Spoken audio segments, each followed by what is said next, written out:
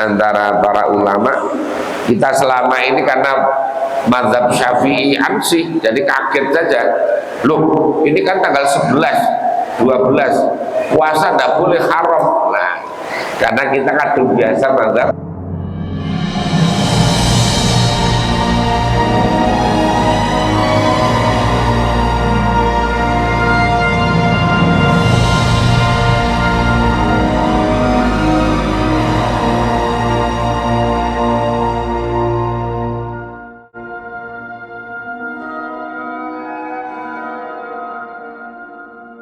Walal jumhur lau nadhara soma ya hadainil yaumaini lam yaqid nadharuhu wala syai'a alaihi aktsari ahli ilmi. Kalau ada orang nazar puasa, saya nazar akan puasa tanggal 1 Syawal, atau nazar saya akan puasa tanggal 10 Dzulhijjah, maka nazarnya batal. Lam yang akid nazarnya tidak jadi. Wala syai'a alaihi, dan tidak terkena kafarat, tidak terkena kafarat, karena memang nazarnya di pada nazar yang tidak boleh, ya, nazar yang tidak boleh.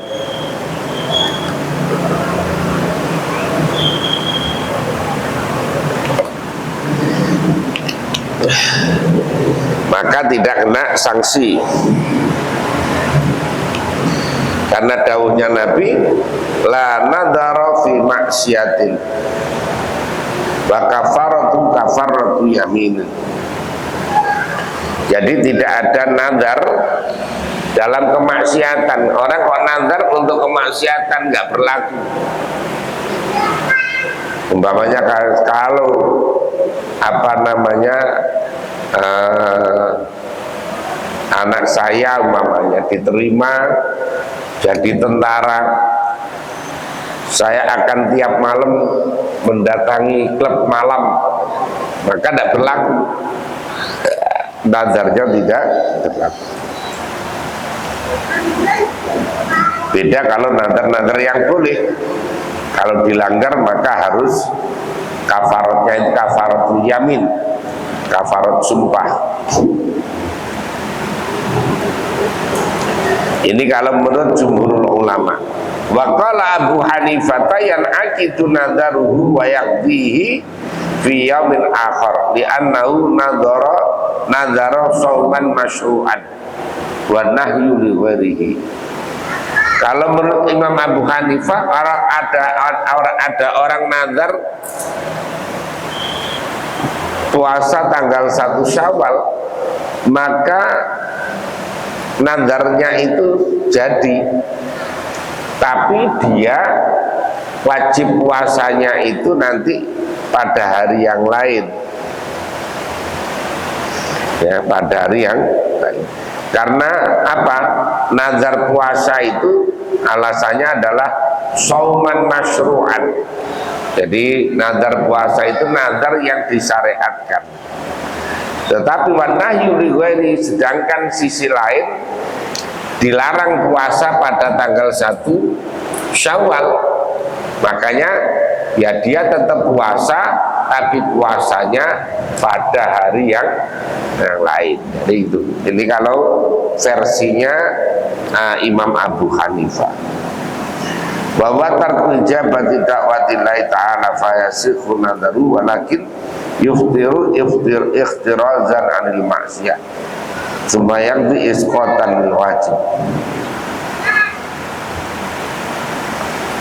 Jadi orang itu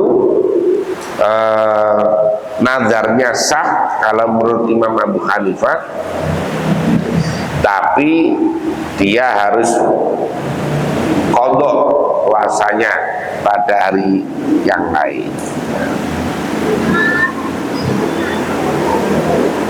Kalau ada orang puasa Daud, atau ada orang nazar memang sehari puasa, sehari tidak puasa, kebetulan pas hari berikutnya waktu puasa pas Idul Fitri, maka fala yakhillu shaumuhu ijma'an, maka tetap tidak boleh orang itu puasa pada Idul Fitri itu. Wa yalzamu qada'uhu indal Hanafiyati, dan wajib qada' menurut kalangan mazhab Abu Hanifah. Tapi menurut jumhur ulama tidak wajib qada', wala yalzamul qada'u indal jumhur. Menurut mayoritas ulama tidak wajib qada'. Jadi ya ini perbedaan cara menganalisis terhadap nas. Jadi ya boleh-boleh saja karena memang orang itu punya kapasitas untuk itu, ya, punya kapasitas untuk memberikan analisis pemahaman terhadap nas. Makanya dibolehkan orang berbeda dalam masalah-masalah yang bersifat cabang, ya. Cabang itu kan ijtihad. Jadi orang berbeda dalam ijtihad itu tidak apa-apa, baik-baik saja. Ya, sekarang kan orang itu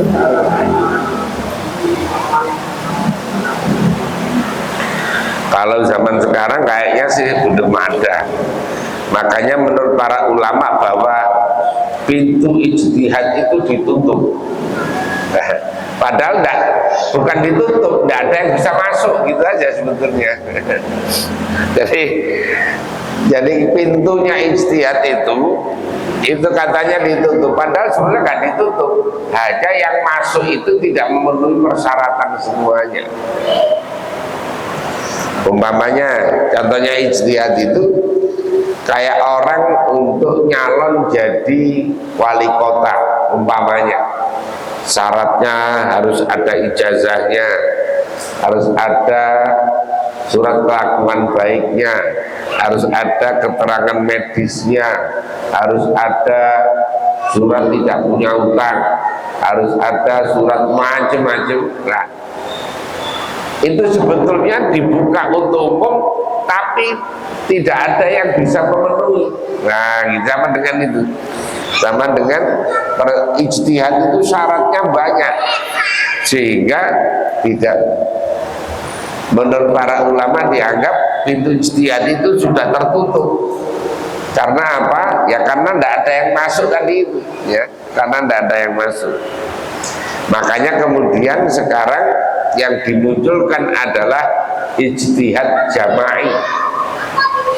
Ijtihad jama'i itu artinya orang dari beberapa orang dengan, umpamanya nanti ada yang ahli tafsir, ada yang ahli usul, ada yang ahli fikih, ada yang ahli hadis, ada yang ahli, lah dari beberapa ahli itu kemudian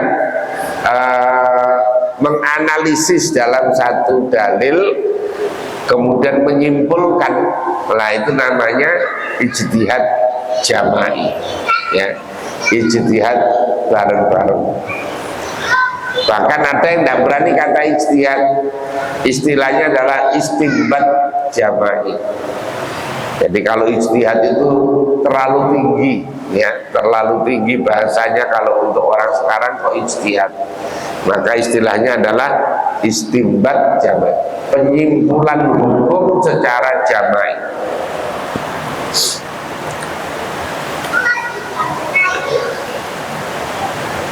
Memang ada dua kutub. Kalau dari kalangan orang-orang tradisional, kelompok pesantren, itu betul-betul tidak ada yang berani yang namanya ngomong atas nama ijtihad. Ya tadi paling banter tadi istinbat jama'i. Jadi kesimpulan yang diambil bareng-bareng. Tapi ada juga yang yang berani juga ada, ya. Tapi perasaan beralihnya karena nekat saja sebetulnya, bukan karena kemampuan ya, karena bukan karena kemampuan. Zaman dengan sekarang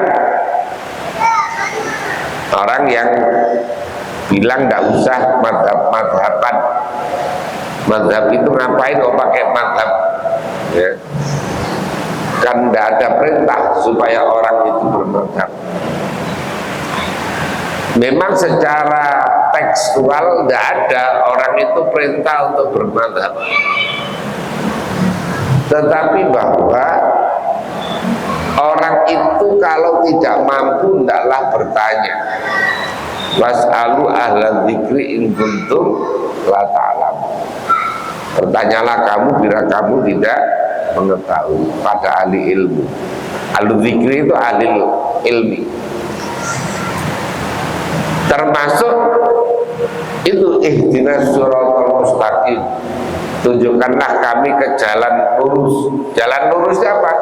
Siratal ladzina an'amta 'alaihim, yaitu jalannya orang-orang yang telah engkau beri nikmat. Nah, gitu. Ini dalilnya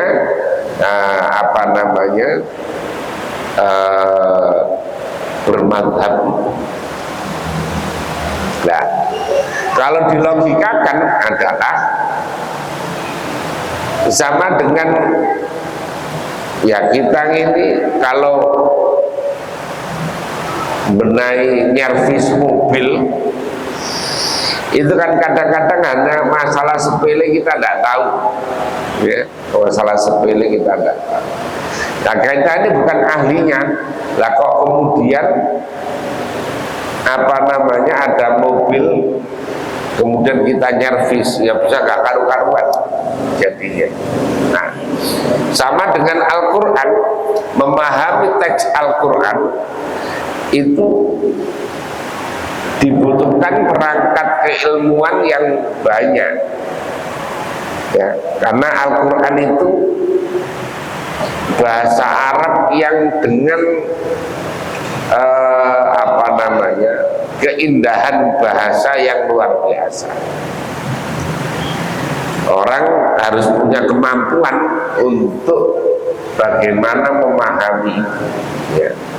Dibutuhkan perangkat-perangkat ilmu ya, perangkat-perangkat ilmu. Makanya kemudian ada orang yang, jadi kalau mujtahid itu orang yang ijtihad kemudian membuat metodologi sendiri, itu mujtahid mutlak. Kemudian ada nanti mujtahid fil madhab, jadi orang mujtahid tapi metodenya ngikuti metodenya umpamanya kayak Ibnu Hajar, Imam Nawawi, Imam Rafi'i umpamanya. Nah, itu metodenya ikut metodenya Imam Syafi'i, Abu Yusuf ikut metodenya Imam Abu Hanifah dan seterusnya. Jadi mengikuti metodenya itu namanya mujtahid fil madhab. Ada mujtahid fil fatwa dan seterusnya. Nah, jadi orang itu karena tidak mampu untuk langsung memahami teks Al-Quran ya memang Al-Quran itu ada yang mudah, tetapi juga ada yang harus dipahami dengan lembut sekali. Makanya harus diserahkan kepada orang yang memang punya kapasitas untuk itu.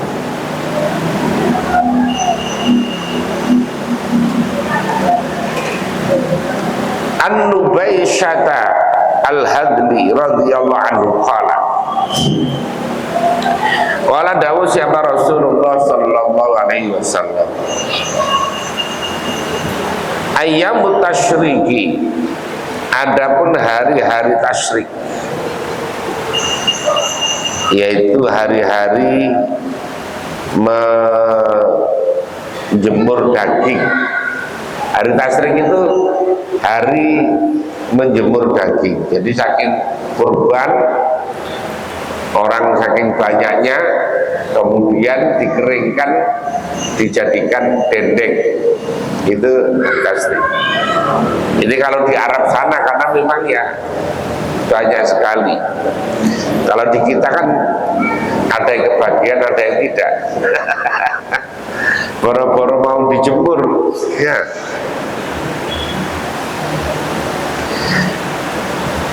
Ayam aklin wa syurbin, yaitu hari-hari makan dan minum, wa dzikrillahi azza wa jalla, dan hari-hari mengingat kepada Allah subhanahu wa ta'ala. Rawahu Muslim.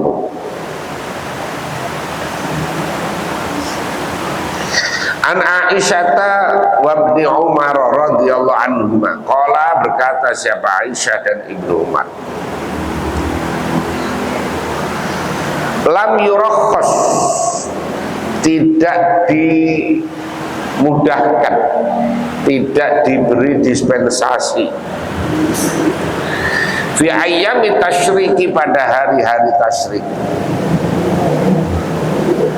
Apa ayusomna, sekiranya dipuasai apa ayam tasyrik, illa liman, kecuali bagi orang lam yajid, yang tidak menemukan siapa man al hadiya, pada kurban.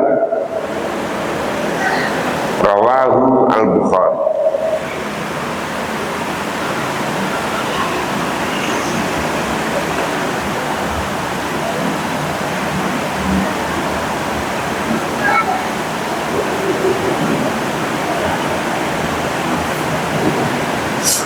Ayam tasyrik itu adalah salah satu ayam min akiba yaumin nahri.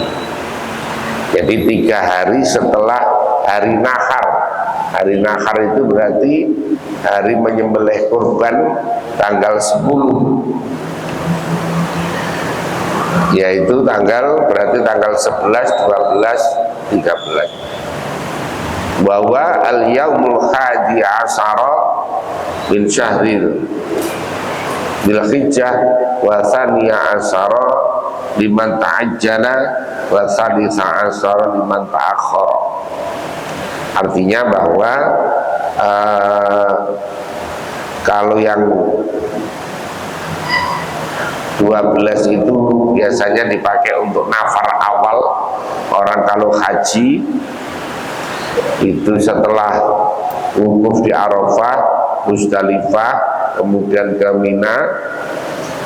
Mina melempar jumroh Aqobah, kemudian potong rambut, namanya tahallul awal. Kemudian ada yang langsung ke Mekah untuk tawaf ifadah sa'i, namanya tahallul sani. Jadi kalau tahallul awal itu melaksanakan 2 perkara dari 3 perkara. Kalau 3-tiganya sudah dilakukan, namanya tahallul sani. Kalau tahallul awal, orang sudah boleh pakai baju biasa, laki-laki pakai celana boleh, pakai kaos boleh, pakai wewangian boleh. Tapi yang tidak boleh melakukan lamaran, tidak boleh. Hubungan suami istri tidak boleh. Itu tahallul awal. Kemudian kalau tahallul sani berarti sudah boleh semuanya, ya, sudah boleh semuanya. Meskipun dia harus mabit malam 11 di Mina, malam 12 di Mina, dan melempar jumroh tanggal 11, yaitu jumroh ula wusta Aqobah. Kalau yang tanggal 10 hanya jumroh Aqobah saja. Kalau tanggal 11 ula wusta Aqobah. Tanggal 12 ula wusta Aqobah. Kalau tanggal 12 setelah melempar itu nanti dia itu pulang ke Mekah, balik ke Mekah, namanya nafar awal. Tapi kalau yang masih nginep lagi, mabit lagi di Mina, wajiban lagi untuk melempar jumroh lagi, yaitu ula wusta Aqobah. Itu namanya nafar sani.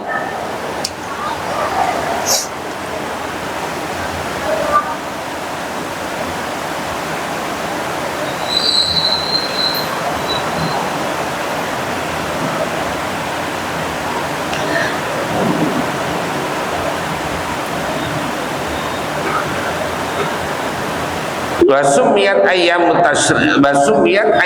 tasyrik li'annaha tasyarraqa fiha luhumul adhahi ay tantun syaru fi syamsi litaqad dudin.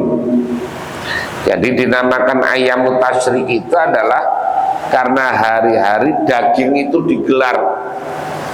Jadi dagingnya banyak kemudian digelar atau dijemur, itu untuk di dendeng itu ya, dibikin dendeng itu, karena tidak mungkin dimakan habis karena memang banyak. Beda dengan di sini ya, beda dengan di sini. Makanya kemudian melihat kondisi seperti itu, di samping banyaknya penipuan masalah penyembelihan dam, maka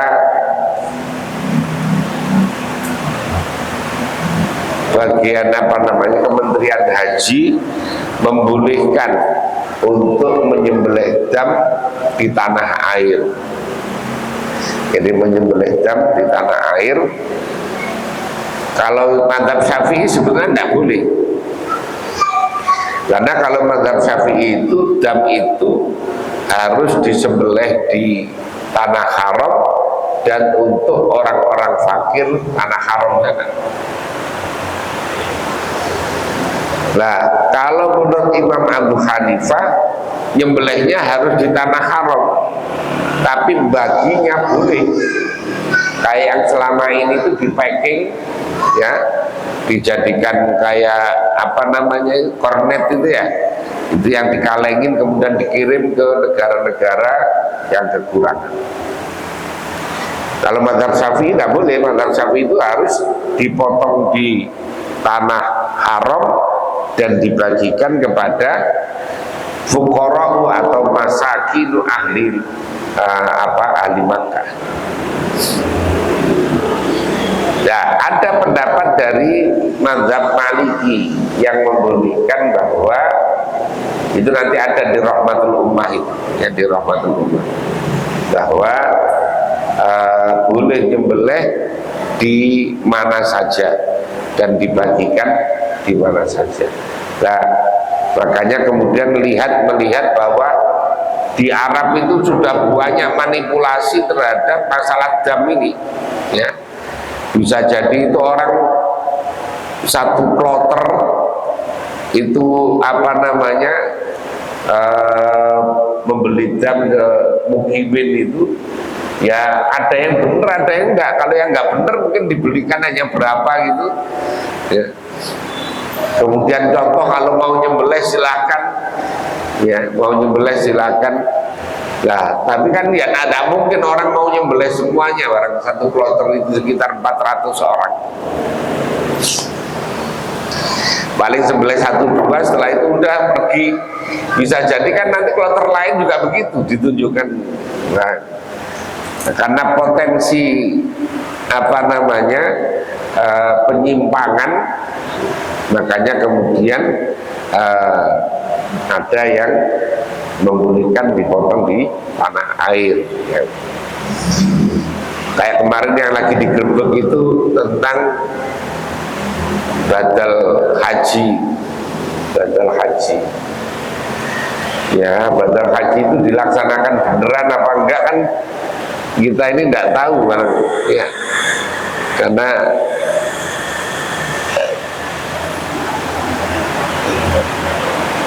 bisa jadi orang itu ya kalau nakal kan bisa jadi ngerangkep menerima banyak dilakukan satu orang ya, bisa jadi. Pokoknya akal-akale lah orang-orang ya. Banyak manipulasi di haji itu banyak, masalah dam, masalah badal haji dan lain sebagainya. Nah, orang kalau lagi haji itu paling mudah ditipu karena merasa bahwa itu ibadah, pokoknya tidak boleh, harus sabar, tidak boleh protes dan sebagainya.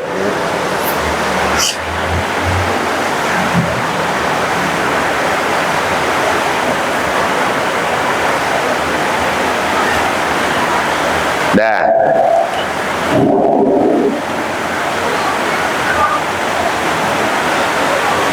fikih hadisnya adalah an-nahyu an shaumi yaumit tasyrik, larangan puasa pada hari tasyrik. Qala Asy-Syafi'i yakhrumu siyamuha atau shaumuha wala yasikhu al-shaumu fiha. Kalau mazhab Syafi'i haram puasa pada hari tasyrik tanggal 11, 12, 13 Dzulhijjah. Haram dan tidak sah. Ya, haram dan tidak. Karena haram itu ada haram ma'as-sikhah, ada haram ma'adam-sikhah. Ada haram tapi sah, ada haram dan tidak sah. Haram yang tak sah itu ya contohnya ada perempuan, seorang istri puasa sunnah tanpa izin suami padahal suaminya ada di rumah. Itu adalah haram puasa tapi sah puasanya. Nah, ada haram yang tidak sah, yaitu puasa tanggal 1 Syawal tadi haram dan tidak sah. Puasa tanggal 10 Dzulhijjah itu juga haram dan tidak sah. Termasuk kalau dalam mazhab Syafi'i tanggal 11, 12, 13 itu haram dan tidak sah. Termasuk puasa sunnah mutlak setelah nisfu Sya'ban itu haram dan tidak sah. Nah.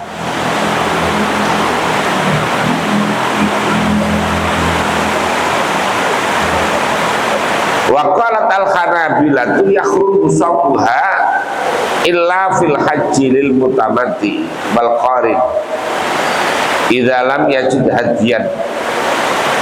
Kalau menurut paham mazhab Ahmad bin Hanbal bahwa haram puasa pada hari tasyrik itu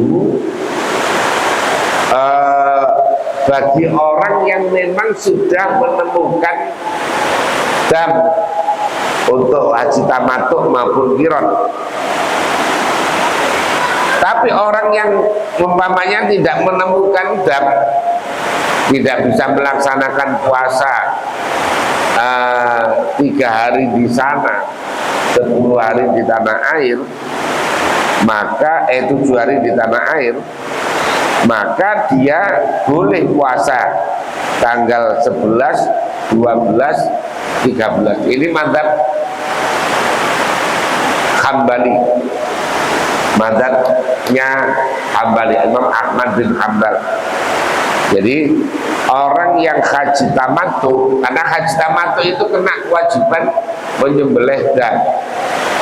Orang haji qiran juga kena kewajiban menyembelih dam. Kalau dia tidak menemukan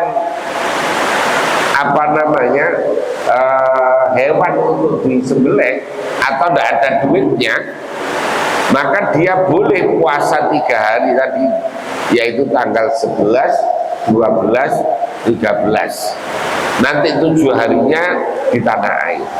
Nah, gitu. Wa qalat al-Hanafiyatu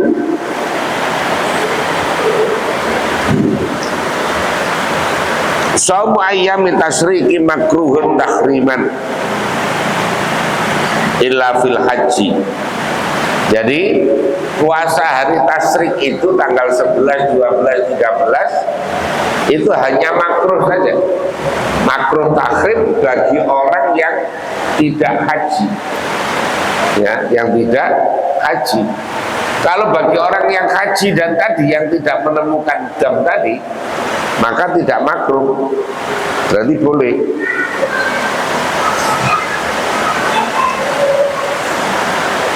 Maqala Malikun yakhrumu shaumu yaumaini badala idi illa fil haji lil mutamatti wal qarin falahuma shaumuhuma. Amma yaumus salisu fa sawmu makruh. Ini beda lagi nih. Menurut mazhab Maliki bahwa puasa tanggal 11 dan 12 itu hukumnya haram kecuali bagi orang yang haji tamattu maupun haji qiran yang dia tidak membayar dam, tidak menyembelih dam. Jadi kalau dia tidak menyembelih dam, maka bagi orang yang haji tamattu maupun haji qiran, dia boleh dengan mengganti puasa. Sedangkan hari yang ketiga berarti tanggal 13 itu puasa pada hari itu makruh biasa, makruh tanzih berarti. Karena makruh itu ada dua, ada makruh tahrim, ada makruh tanzih. Jadi bukan nggak sampai haram. Kalau dalam mazhab Hanafi, puasa pada hari tasyrik itu hukumnya tanggal 11, 12 itu punya makruh tahrim, kecuali bagi orang yang haji tamattu dan qiran yang tidak membayar dam, menyembelih dam, maka dia boleh puasa, tidak makruh. Tapi tanggal 13-nya itu hukumnya makruh, tanggal 13. Jadi hanya makruhnya bukan makruh tahrim, makruhnya adalah makruh tanzih, ya, makruhnya makruh. Jadi yaitu perbedaan pendapat antara para ulama. Kita selama ini karena mazhab Syafi'i ansih, jadi kaget saja. Loh, ini kan tanggal 11, 12 puasa tidak boleh haram. Nah, karena kita kadung biasa mazhab Syafi'i. Tapi kalau pernah baca mazhab yang lain kayak gini tadi, menurut mazhab Hanafi, mazhab Hambali, kalau mazhab Hambali hukumnya tidak haram, ya, haram kecuali bagi orang yang tamattu dan yang qiran tadi itu. Kalau mazhab Hanafi juga makanya makruh tahrim. Ya, jadi ini perbedaan antara ulama. Jadi biar gak kagetan, ya, biar gak kagetan.